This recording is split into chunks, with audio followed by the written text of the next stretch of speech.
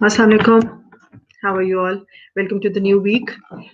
Today, again, we are going to start with the topic. We are going to continue with the topic communication. Um, Hopefully, this is going to be the last lecture about communication this week. And with this, we'll be ending our topic of communication and then we'll be starting a new topic, hopefully, in this week. So, moving on to the slides, I hope each one of you can watch the slides. Um, so the topic that we are going to do today is the 7 C's of effective communication. As we all know, and we have discussed so far many different aspects of communication. Last week we discussed the communication process, and along with that we also discussed the direction of communication. And I hope you all have understood the process of communication. Um, Accurately, and you all can relate to different directions of communication in which the communication flow in any organization. So today we are going to do the 7 C's of effective communication. The title sounds a little strange, but what we mean by 7 C's is actually there are 7 words that starts with the letter C, and they are actually very effective. They are very helpful in any, if you learn how to use those C's, you will be able to be a part of a good communication process, and you yourself will be able to do effective communication. um, so actually, these 7 C's are designed by the business communities where people have an idea that they don't have much time to waste in unnecessary detailing and unnecessary aspects and miscommunication. So that is why they believe in having an effective flow of communication. So to build an effective flow of communication, these C's are in total there are 7, and these C's are important, and people believe in following and building these C's in their organization. So, the concept of 7 C's of effective communication first appeared in business, where time is precious and there is no room for mistakes done out of misinformation. The 7 C's stand for 7 essential principles of communication, starting with the letter C. Each one represents a requirement that the message should meet to be effective. Applying these principles to your communication ensures that your message will be in sync with the recipient's understanding and free from ballast. So basically, when you apply these C's to your communication, what is the reason? Why do you do that? As I said before, that this is actually that you want to remove the problems of miscommunication. You want to remove the problems of misinformation, and also you want your message to sync with the understanding of the person you are actually sending your message to. Why? Because the person you are sending your message to is the most important person in the process of communication. You are the sender, he or she is the receiver. If the message doesn't match with the understanding and the caliber level of the receiver, that all the whole process of communication actually goes waste. So uh, there is a word written ballast, that means that actually it's a unnecessary load of information, unnecessary load of communication, unnecessary load of a responsibility, that you have to understand this, you have to understand that. Why? If the process of communication can be a smoother one, why not to just believe in simple communication, in simple steps to follow? And when you follow those simple steps, your communication will be a smoother one. So actually, the ultimate end, or the ultimate requirement, is to have an effective communication. You want your message to be effectively communicated. You want your message to be effectively communicated to you as well. If someone is sending that to you, that must be effectively communicated. If you are sending your message to anyone, that must be effectively communicated. So basically, this is actually the core of the communication process.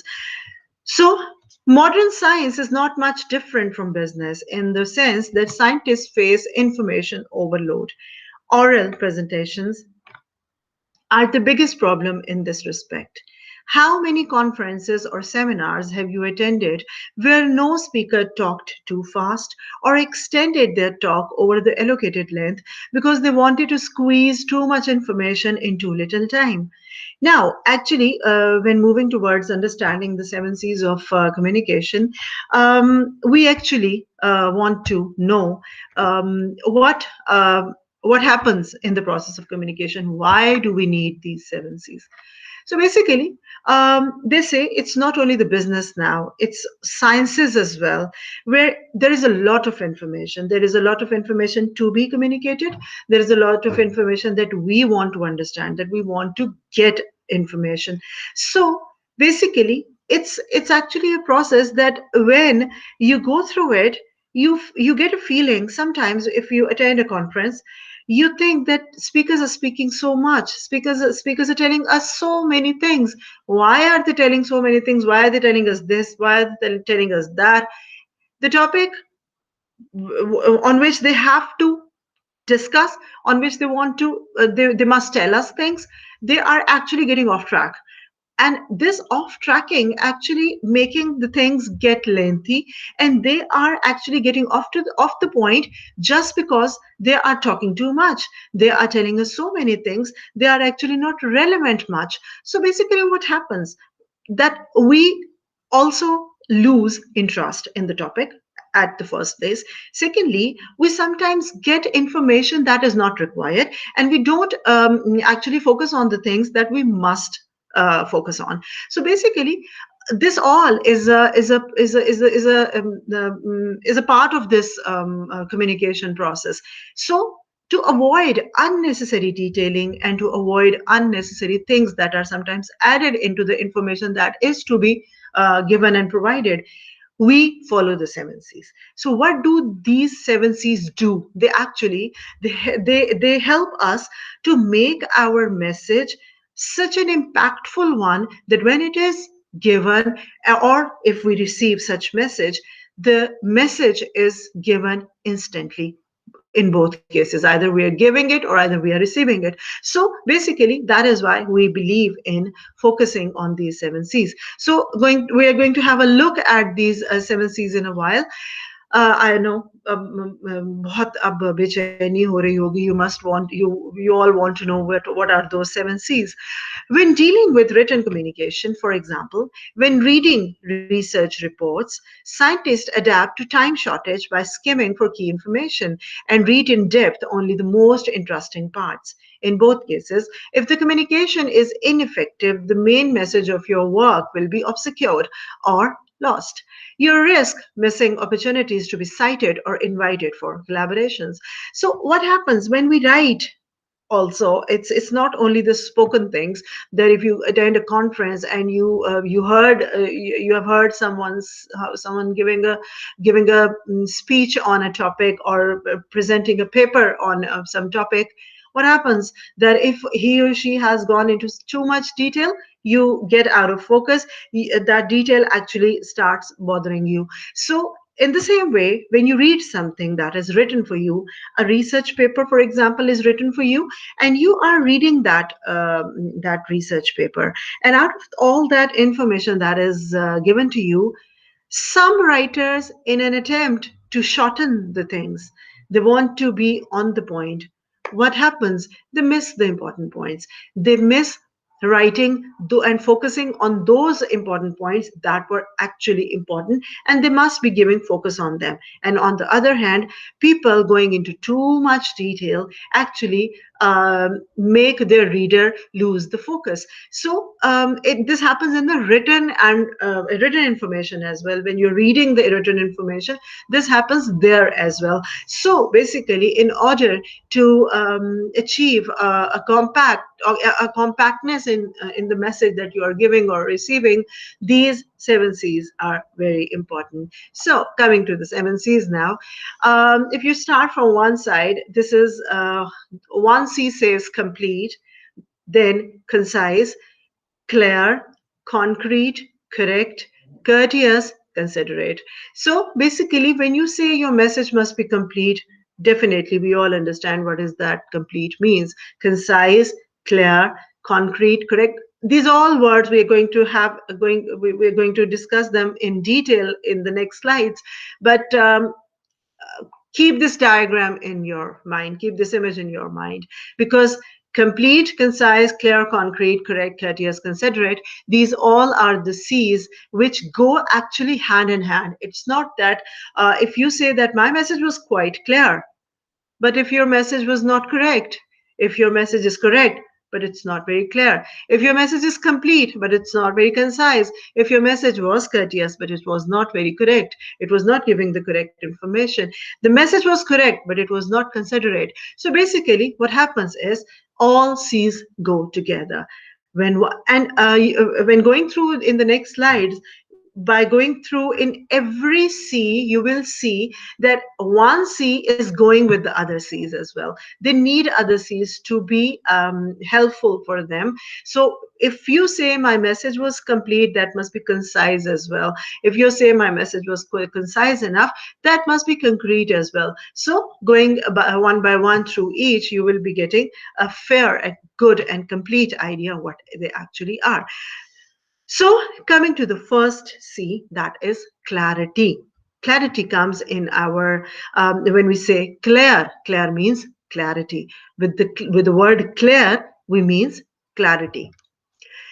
Clarity. The words that are written in front of the first C are simplicity and organization.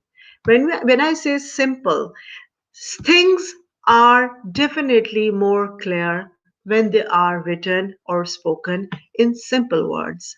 If I use quite tricky words, quite strange words from vocabulary, there will be less chance for the listener to understand them.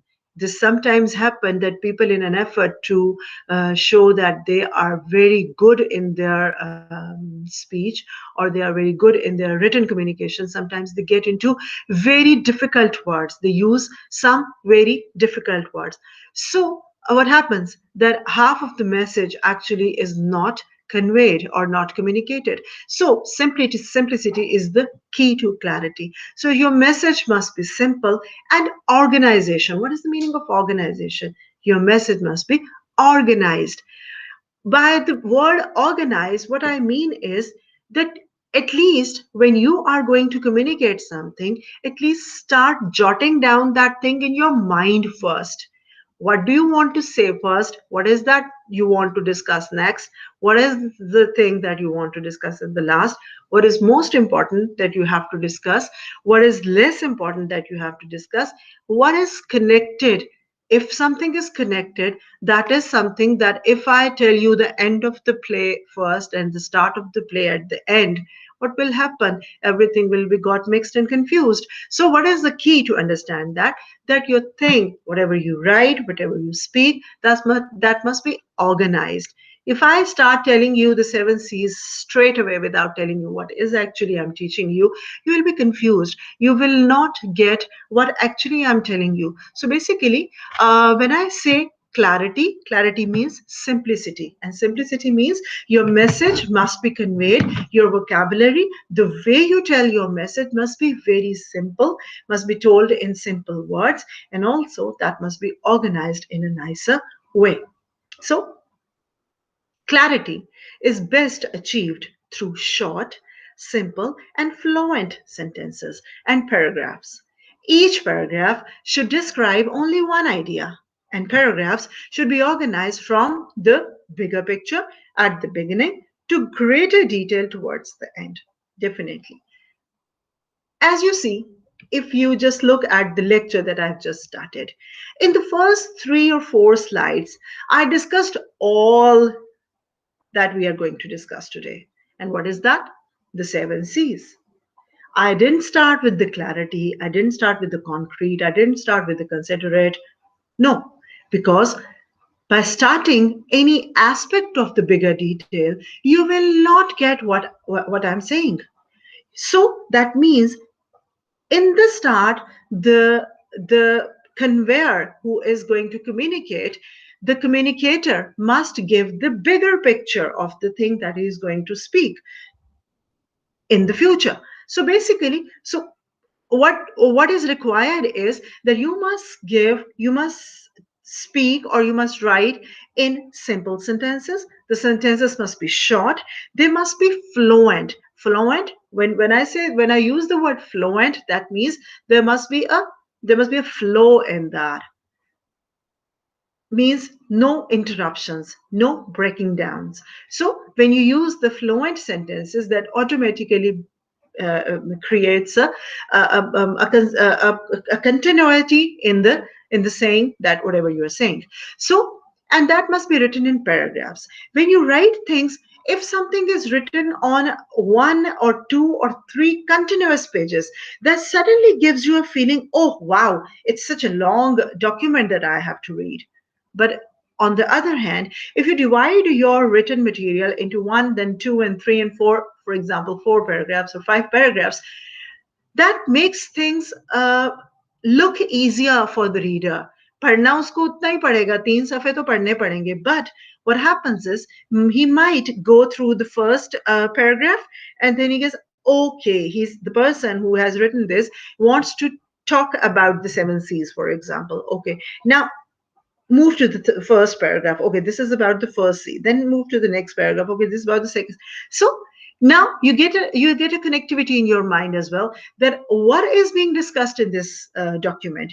So actually what you have to do is, clarity means you get your message clear, you get clarity in your writing, you get clarity in your speech or in your whatever you are conveying to others in your communication, in your oral communication, verbal communication, is that you always use short sentences, you use simple vocabulary, and you use a fluent way of telling things. And then secondly, you write in paragraphs, and you always give the bigger picture first, and then after that bigger picture you move on to the finer details of the things. The last sentence in a paragraph should indicate the information in the next paragraph. Means, if I discuss something, for example, if I say that here we are going to discuss the seven C's of communication, that means in the next paragraph, what is going to be discussed? The seven C's. So basically, the last line of your ending paragraph must indicate what is going to be, what is going to come next. So this is a way that they are actually guiding you, that how can you achieve, how can you gain clarity in your communication. Appropriate idea flow ensures that the readers are exposed to right information at the right time, especially if they are not from your immediate field. This is something very important. For example, a person who is sitting in a business communication conference, for example, there is any topic going on which is directly related to, for example, HR or business or say fashion. People are sitting and they're discussing something very technical related to fashion. But why not, along with the technical language, why not use simple words and fluent sentences as well, so as people who are not directly from your field, they're not from your immediate field, they may also understand what is being discussed. So this again is something that is very, very important. You want to convey the right information, you want to convey the information at the right time, and you want to convey the right information as well. So basically, if you want to do all this, you must use all this so that your message have clarity in it. Now, basically, what they say is clarity is interconnected with the principle of completeness and concreteness. Now, we in the next slides we are going to discuss what is completeness and what is concreteness. So basically, they say your message will be clear when it will be. It also uses the principle of the other two C's, and they are complete and concrete. So, number two is conciseness. Conciseness means get to the point. When I say your message must be concise enough.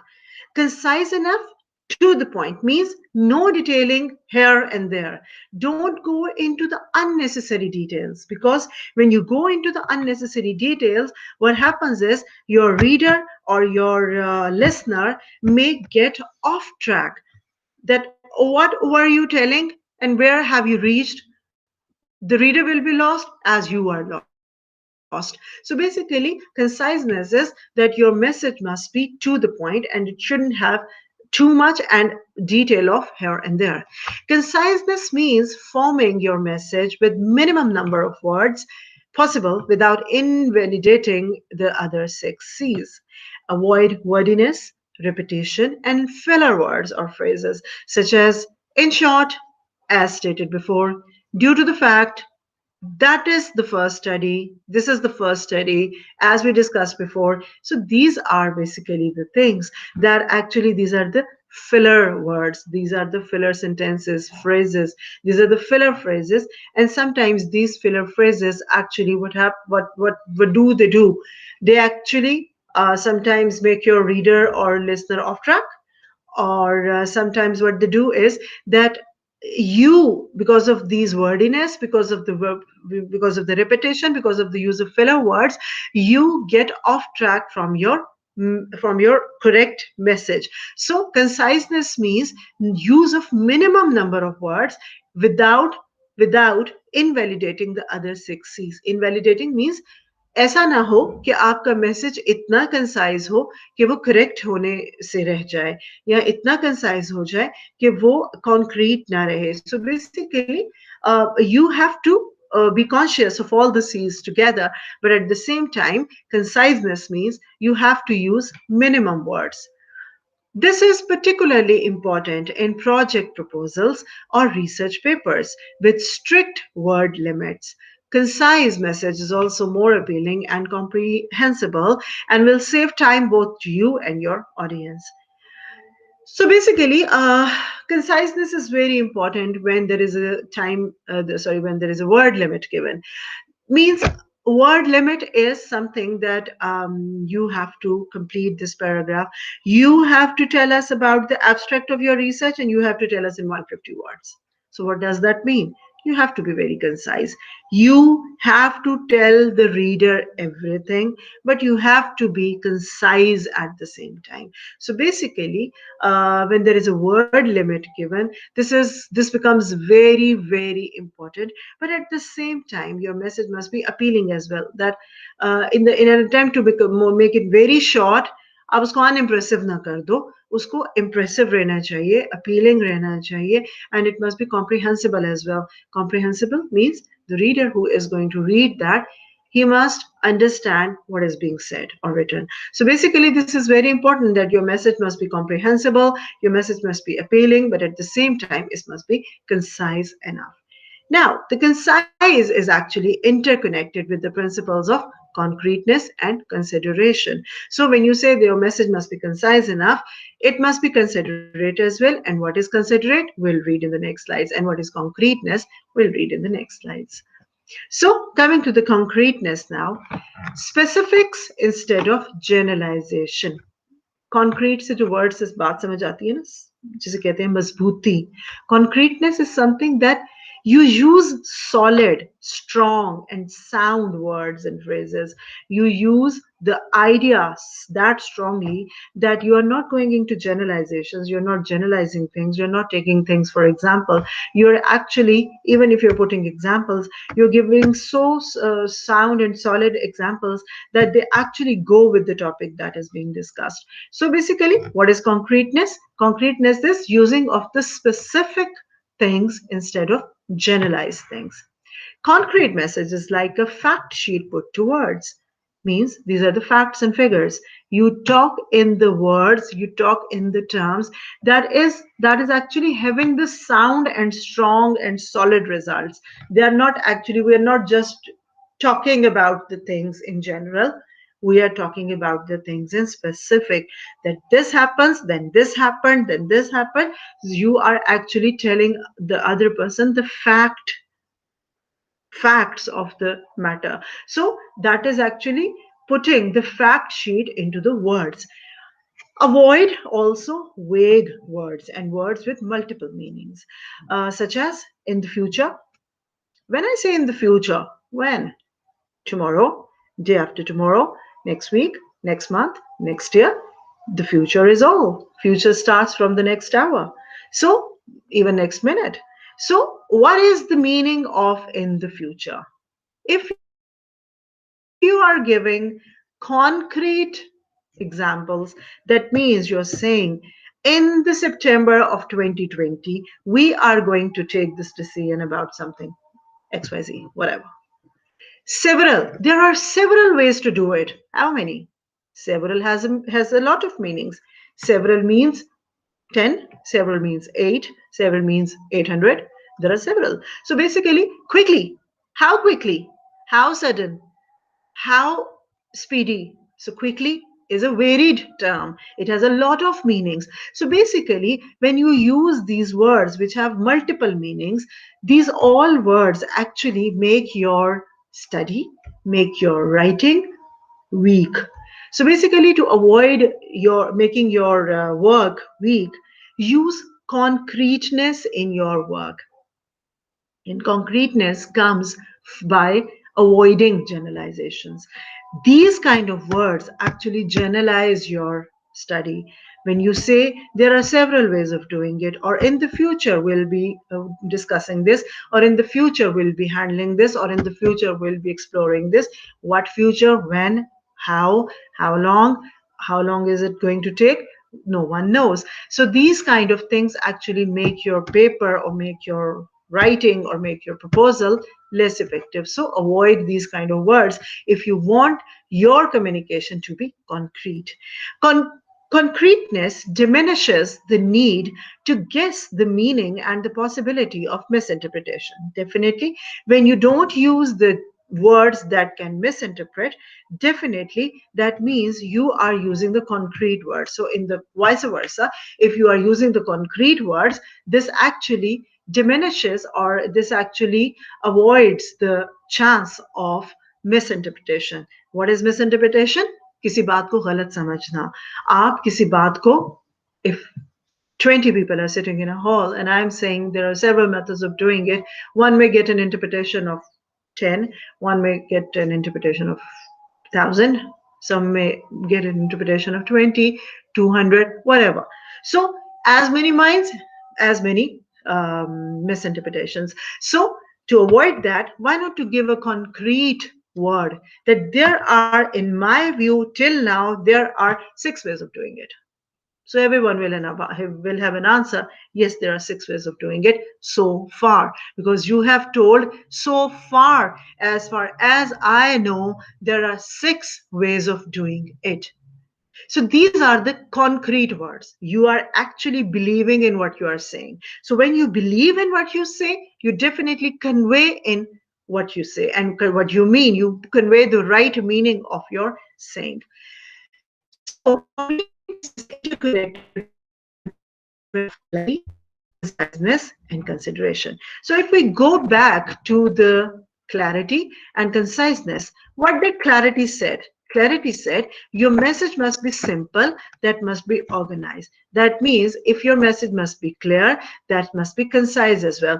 आपका message जितना to the point होगा उतना ही clear होगा. When your message will be clear, that will be concrete. If your message will be concrete, that would be clear enough. ऐसे ही है, if you say there are several methods, that means you're not talking very clear. If you say there are specifically 8 ways or 10 ways of doing it or 6 ways of doing it, that means you are talking in a very clear term. So basically, concreteness goes with the concept of clarity and conciseness and also consideration. Considerate हमने अभी नहीं पढ़ा. In the next slides, we are going to discuss the considerate as well. So the next, number 4, is completeness.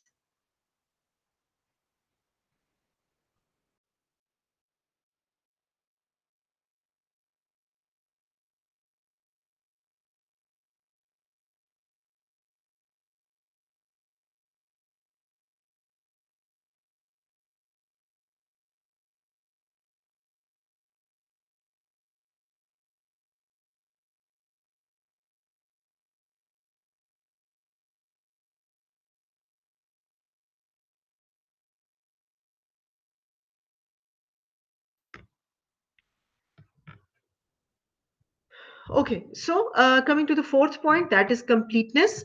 Completeness means no necessary information is missing. When I say my message must be clear, when I say my message must be concrete, when I say my message must be correct, means I'm saying this must be concrete, that must be concise, to the point.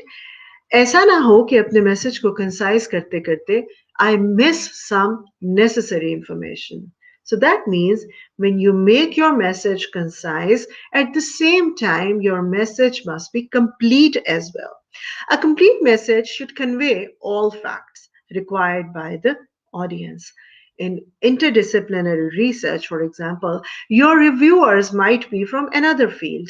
It is therefore wise to include more general information than you normally would if you write a paper within your narrow expertise. You thus need to ensure that reviewers have all the facts at hand if you wish that your project is convincing. So basically, when you say you want to have a complete and comprehensive information, that means you want to convey all the necessary information. You don't want to miss out anything, and especially if you have written something and there are people coming to your, for example, organization, some people who actually are not directly from your field, they are people from another field. So how are you going to explain your things to them? The right and a good way is to um, what to do is to actually add some general information, means not generalize. When I say general information, that doesn't mean that you are saying your things in a generalized way. This means that you are giving the right information, but to complete your information in a right way, you add some general information as well. Why? Because you want everyone to understand it properly. Then it means you want to make your project convincing as well. Why? Because you are adding all the facts, but at the same time, you are adding the facts in a very simple, in clear way, in a concise way, but at the same time, you are trying not to miss any necessary information. So, completeness is interconnected with the principle of clarity and courtesy. So, when I say I want to convey my message in full, that means I don't want to miss any necessary information. That means I want my message to be complete. But at the same time, when I say my message must be complete, that must be clear as well. इतनी detail में नहीं जाना कि उसे complete करते करते हम hankies pankies karna shuru kar de. But what we have to do is we have to complete our message in an effective way. We are going to avoid unnecessary details and we are going to add the necessary information. And at the same time, my message must be clear enough and it must be courteous enough. Now, what is courtesy? We are going to discuss that in the next slides. Number five is correctness. When I say correctness, that means facts and proof reading. There are many different kinds of correctness when we talk about writing something and when I talk about speaking something. Correctness is in many aspects. One aspect of correctness is providing the facts, means you're telling anything to any person. How many facts have you actually have you based your information on? Means you're telling someone something and the people are discussing that this information that this person is conveying right now is not based on facts. So that means you actually have lost the credibility that you had. So that basically what you have to do is your information, whatever you are presenting in front of people, must be correct in its information. You must provide the correct facts. So basically, facts and proofreading, they're telling us about two different kinds of correctness. One is about the facts, means whatever you say must be right. Whatever you say must be a fact. And the other thing is the language. Whatever language you have selected to convey your message, you must write in a proper way, in the proper language. If you are writing your message in English, that means your English, your grammar, your grammatical mistakes should not be there. You must write in the right English. आपके लफ्ज सही होने चाहिए. If you are not if you're not a person whose first language is English, what does that mean? This shouldn't be a barrier. Then you write and you give your document to a person who is an expert of that language. He will just check your grammar, he will just check your spellings, he'll check your pronunciation of different words. If you're speaking something, speak in front of a person who is expert of that language, and in that way you can get correctness in your communication. You are going to communicate, you're going to write something, you're going to read something in front of others. What is important is you must believe in facts, and you must convey facts to others. And at the same time, what you write must be based on the right use of language. Correctness refers to both factual and linguistic accuracy.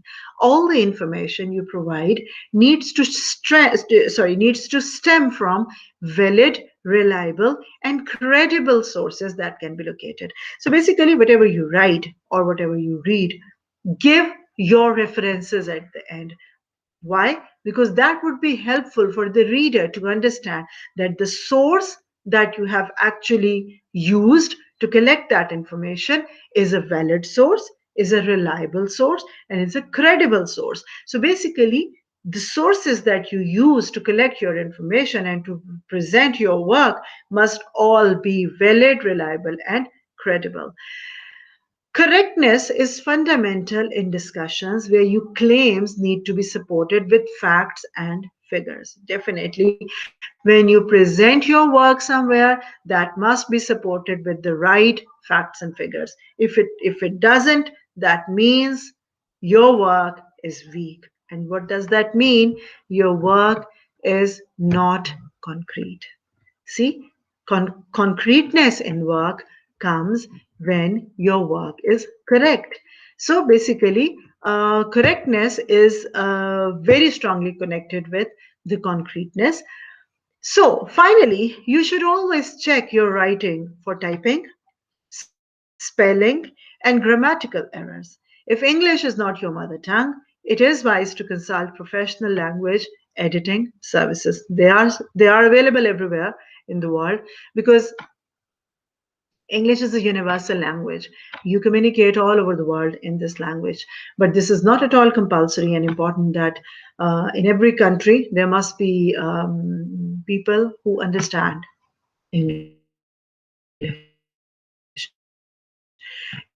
You must know how to communicate in English. But if you do not, if you are not much much strongly versed in English, that doesn't mean that you shouldn't convey, you shouldn't communicate. You should, but you must use some editor.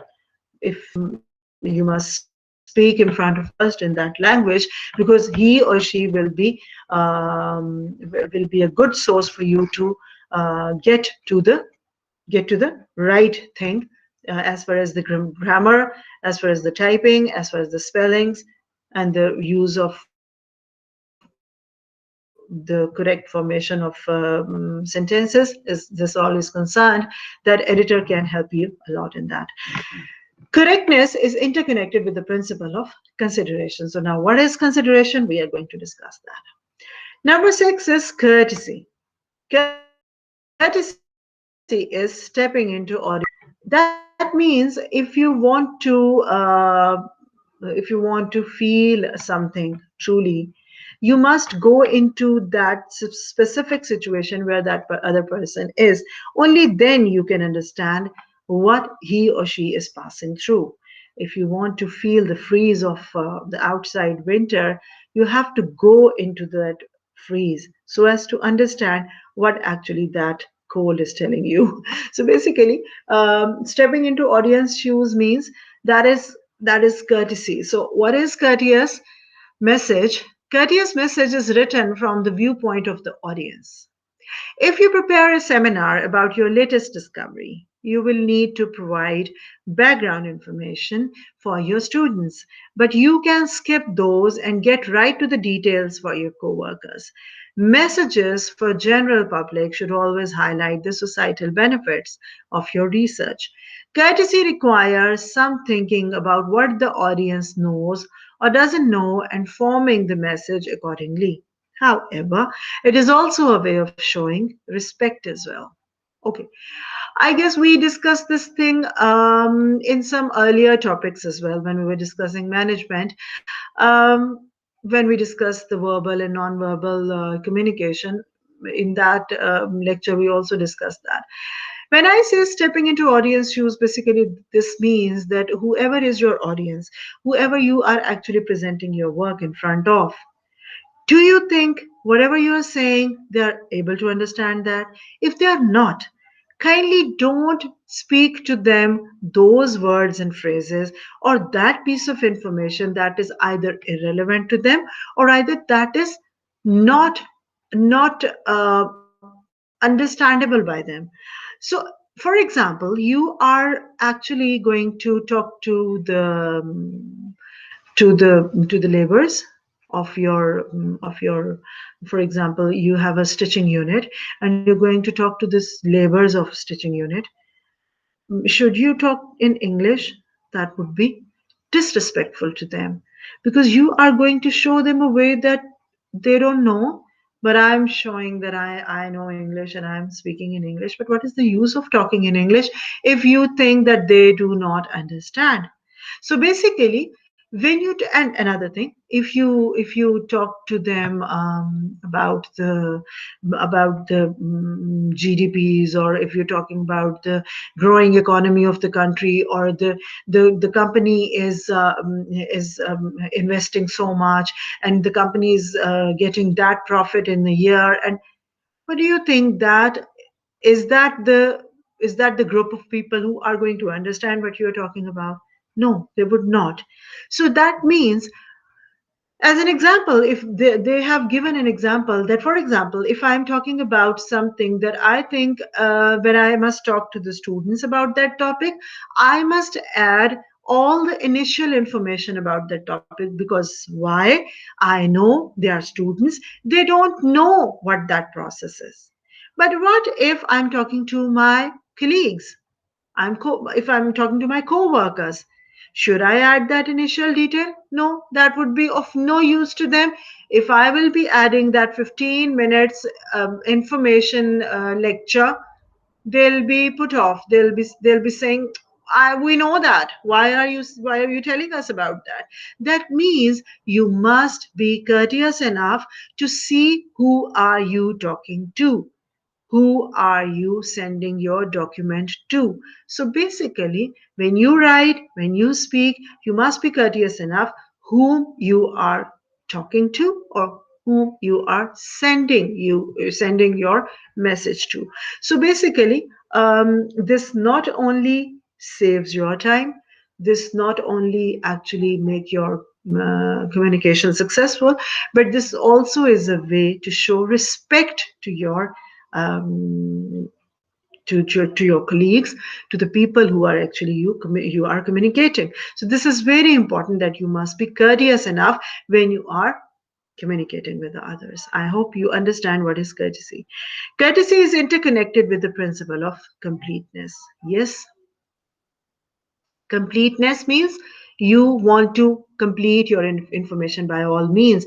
But when I say you have to complete your information by all means, that doesn't mean at all that you forget the principle of being courteous. Why? Because you want to complete your message, but you must understand that the people whom am I going to discuss this thing today, they already know much of this. So that means my information starting, for example, A to Z. When you're talking to your students, you must start from A. When you're talking with your colleagues, you might start from F or G. That means from A to F, they already know.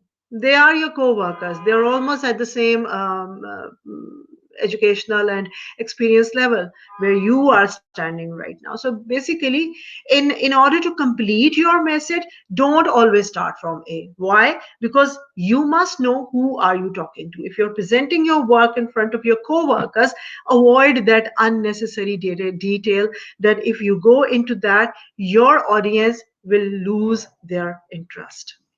So coming to the last C of effective communication, that is consideration. Consideration means researchers are people too, means इंसान होते हैं वो भी. Just because researchers are able to deal with complex ideas and tons of information, it doesn't mean that they are able to deal with a flood of unformatted text. Whatever document you are preparing, be considerate and use visual design to make the main message stand out. Figures, paragraphs, headings, bulleted list, and highlights are tools you can use to make your paper, poster, or project proposals more appealing and comprehensible. Consideration also requires good language. Visually or linguistically, your message shouldn't look as if it was prepared in a hurry. Means consideration means when you are preparing your message, that means consider your audience that they are not sitting there very for a very brief time. They are sitting there because they want to get something out of that conference or out of that presentation. So why are they sitting there? They want to grab something, they want to get something. Why are you there to present? Because you are presenting, and you must present in such a comprehensible manner that people sitting in front of you must be able to comprehend the things in quickly, or in an instance. They are able to understand what is being told to them. They're able to understand what is being detailed to them. But instead of going into too much detail, you are actually presenting an unformatted text. When I say unformatted text, unformat, जिस चीज को आप format नहीं करते हो, that means every unnecessary detail is in them. So what happens? The listeners get they actually get flustered. What is happening? What is happening in front of us? Why this person is speaking everything? He must have got his text in some pictorial form.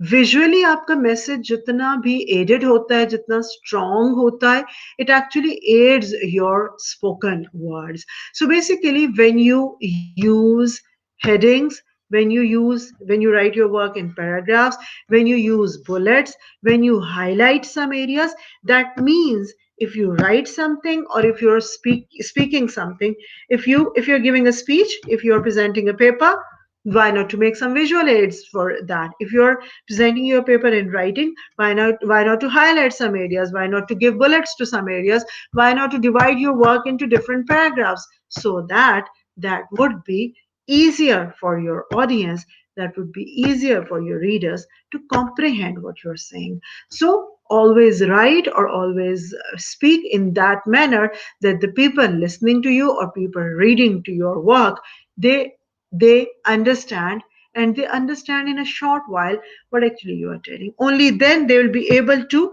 focus on what has been told to them, either through writing or through speech. Because consideration means you are actually considering your people whom you are talking to, whom you are communicating to. So, consideration is interconnected with the principle of correctness. Means you want to correct your document, or you want to correct your presentation with the use of different aids, through paragraphs, through figures, through headings, through some other visual aids, through some other writing, through highlighting, through giving bullets. What does this all do? This all actually add correctness to your work. So basically, this is something that adds into the consideration of the audience that you are talking to. So what is the conclusion? Use the seven C's of effective communication as a checklist when you make your next research paper, or when you make your project proposal, or you make your conference presentation or lecture, whatever whatever information, piece of information that you prepare for the next time, or whatever the way of communication that you opt for the next time, the information that you collect, kindly go through these seven C's. What do these seven C's do? They are going to they are going to serve as a checklist. What is checklist? When you go for a journey, you must have a checklist. I took my bag, I took my shoes, I put my essential things, I put my clothes. This is a checklist. So making the next time you are going to communicate with someone, either through verbal communication or either through written communication, use these seven C's as a checklist. They will guide you. Either you are moving in a right direction, either you are writing in a good way, either your writing is effective, either your presentation is quite a good one. It's a conveying one. It's correct. It's concise. It's concrete. It's complete. It's considerate enough. And this all will tell you that you are moving in a right direction. The better you communicate, the more credibility you will have with your colleagues, with your students, readers, reviewers, and general public. Definitely. This topic isn't finished yet. We are going to move towards the rules for effective communication. I guess we'll have a short break, and then we'll continue from the rules of effective communication. So, coming back in a while.